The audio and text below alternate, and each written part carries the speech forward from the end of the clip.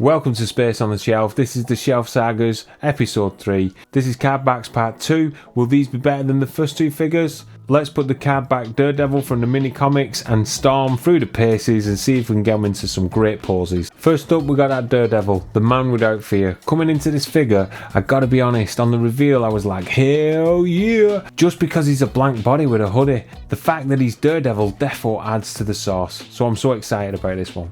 So when you're dealing with an acrobatic hero like Daredevil, posing is everything. To really sell those dynamic movements, you need the essentials. 2 fists for me, for the punching, and at least 2 expressive hands to catch the air, do you know what I mean? It just opens up so much more in terms of posing. But then you open the box. We get the fist, brilliant, but we only get 1 expressive hand, and in its place a hand to hold a comic and a trigger hand. Now I've got to say, why in the world would I want Daredevil to have a trigger hand? You know what I mean? It's a baffling choice, and honestly it leaves the posing a little lopsided. However, we don't let that overshadow the fun. We make the best of what's in the tray, and between the Billy Club and the comic book, we're still looking at a solid 5-piece accessory kit, which is alright. It's an odd mix, but we can definitely make it work. Right out the gates, Hasbro is giving us something fresh. It looks to be a brand new sculpt with baggy joggers and a hoodie that's covered in creases just for that realistic feel. Looking at the head, from the blonde hair to the bandana to the black on black aesthetic, it's a dead ringer for the source material, which is great. It's always a good thing. Even the trainers look sharp, providing a nice contrast between the dark outfit. But as you look closer, you can start to see where it almost crossed the finishing line. For example, those white trainers would have benefited from a lick of paint just to make them pop. The face sculpt is solid, especially with that black bandana, but it feels like it's just a bit plain, it's just plastic. A few more paint apps on the face and the shoes would have taken this from a good figure to sort of like a premium look. And I can't paint to save my life, so I'm stuck with what's in the box. However, once I stop nitpicking about the paint and actually start playing with it, the sculpt is dynamic enough that when you put him in the action poses with other dance partners, it actually looks ace. At the end of the day, the shelf presence is there, and that's what counts. So coming to the articulation, we know this guy looks decent enough from the source material, but how well does he pose? When I look at the articulation, we see standard parts from a Marvel Legends figure, including the disc and hinge for the neck, the butterflies for the shoulders, double jointed elbows, and the usual articulation for the hands. Moving down, we see the ball joint for the diaphragm, which I heated up and tried to pop so many times just to get a bit more articulation, but I couldn't pop it, and I didn't want to break it because his forward bend is super limited. He's got an alright back bend and little bit side to side, but everything else is not great. Additionally, on this figure we have that waist swivel. It feels a bit springy to me, so I'm not sure if it's getting caught inside. It does spring back, and I'm a little bit too apprehensive to sort of be rough with it and move it and force it into position, so I'll see how the poses come out afterwards. The legs have a familiar makeup with the thigh swivel, a decent splits, but I did pop the legs off and cut them just to give them extra, that extra Van Damme stance. I just feel sometimes you get better poses when you can get them into the splits and sort of cross the legs over a little bit. I gotta say though, the knees do look a bit ugly when they're bent, and it's something that I've seen across all lines, not when people attempt joggers, not just this figure. But I gotta say, I do like, though there isn't a calf swivel, they have put the sock swivel on this, which is always beneficial when you know, for the balance when you're doing the crouching poses. He has the usual ankle articulation, so usual hinge and rocker, allowing for some decent range. I gotta say, his dorsiflexion and his extensions are great for this figure with trainers on, all again adding that balance when he's in crouching poses, which is important for a figure like Daredevil. So the big question is the space on the shelf. I'll be honest with you, I don't have a massive personal connection to this character, and in a collection where my shelf space is at a premium, usually if I don't love the guy, he doesn't stay. At first glance, when I first started moving him about, I weren't completely sold on him, but then I started thinking about his utility.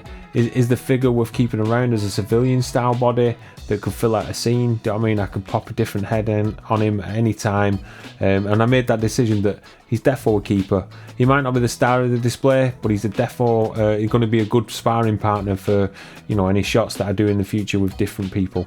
Next up, we've got the retro carded Storm. Why do I need this Storm? I probably don't, and to be fair, the black suit version wasn't my jam, but I thought I could pop off the head from the VHS version, put it on this one, and I got myself another 90s animated Storm. Let's get into it. After that Daredevil hand swap business, the first thing that I'm looking for here is symmetry. Do the accessories accentuate the character that we've got? Well, the good news here is yes. We're getting full pairs of hands this time. We'll get 2 expressive palms and the 2 electric fingers, and she already comes with the 2 fists, so that's good. It's decent for posing because it gives you that sort of visual balance and symmetry, which means that we ain't stuck throwing the same punch with the same hand every single shot.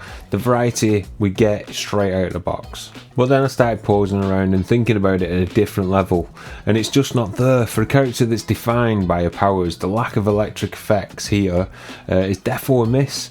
We know Hasbro has the molds. We've seen them with the Great Lightning pieces, with the the X-Men 97 2-pack, Lady Electro and MCU Electro. So why leave them out here? When you're trying to capture that high energy pose, just having the pointing fingers does feel a little bit hollow. It's not great, but you can get some good photos. Whereas if we had all the lightning effects that we do with the other Electros, it would have enabled someone new to the line to have some great powered up poses with this figure. All that being said, because we've actually got matching parts with this one, the foundations for a decent display and decent poses are solid. And I gotta say, when it does come to hands, just slight movements in the hands themselves does do a lot of the heavy lifting to sell that character's vibe or pose. And to be fair, if you've been in the Legends game for a while, you're probably gonna have the accessories of the lightning effects, and you're gonna have different hands and things like that, so you can always get some great picks out of this figure. Taking a look at the sculpt and paint apps, I'm going to be completely honest. When it comes to Storm, the 90s animated look was the gold standard for me. So I'm coming at this with a massive bias because that version is the one that I grew up with. Right out the gate, we get that powered up head sculpt with white eyes. It's an iconic look and immediately grabs your attention. As soon as I started leaning on this figure and looking a little bit closer, the goddess vibes does take a bit of a hit because my copy has a definite glaring QC issue. Unless Storm is currently dealing with cold sores, there's some messy paint right on my lip. They take a look at the body. While the upper arms do feel like it's a new sculpt, the lower half does feel very familiar. I reckon the legs are the Shriek legs that we used to, the plain black plastic. However, like the previous figure, this does win me over with the texture that they start putting on the suits.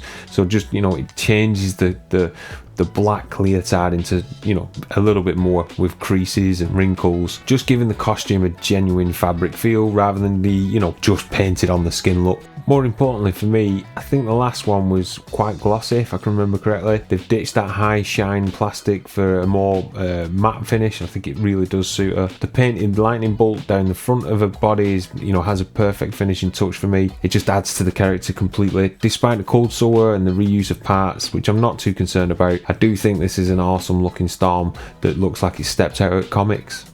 Next up's the articulation, but let's address the elephant in the room. We know this isn't the Black Widow book from last year.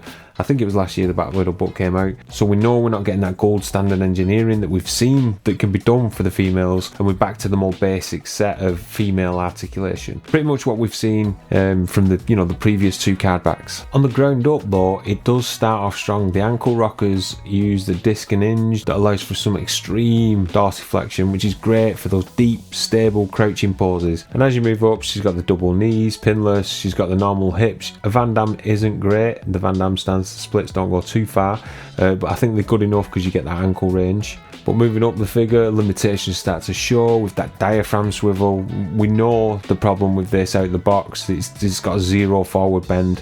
A character that spends half the time in the air, we just therefore need movement here with this sort of figure. So this is defo a mod that I did, popped a chest off, did some cutting around the diaphragm just to make sure that she could lean forward a little bit. The same could be said with the neck range. It just wasn't the greatest for somebody who wants to look up and just can't. So I popped that head off as well, did a little mod there, just to show that small modifications can make this figure so much better to pose and play around with. It is a bit of a letdown that you've got to mod your own figures, just to hit those standard flight poses. But however, once you start putting in that work, the figure really starts to show its potential. She might not have the fancy butterfly shoulders, but with the mods that I've done, I can finally get her into them sort of goddess poses, if you will. It does take some extra hustle and getting time in there to bend them and move them, and different angles to sort of pull it off. But I feel that the end result is definitely worth the effort.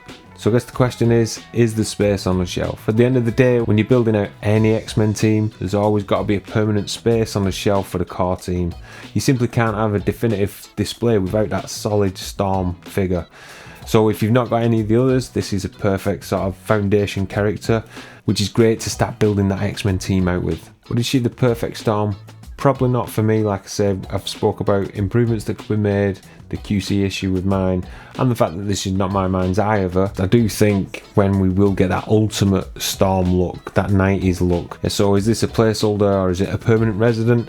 I don't know. For me, the verdict is that she's defo a keeper, flaws and all. She's still a solid representation of the character and she looks great in the lineup. She can defo be a baseline. I'm going to be pulling her off the shelf for size comparisons in the future with any sort of other Storms that I do.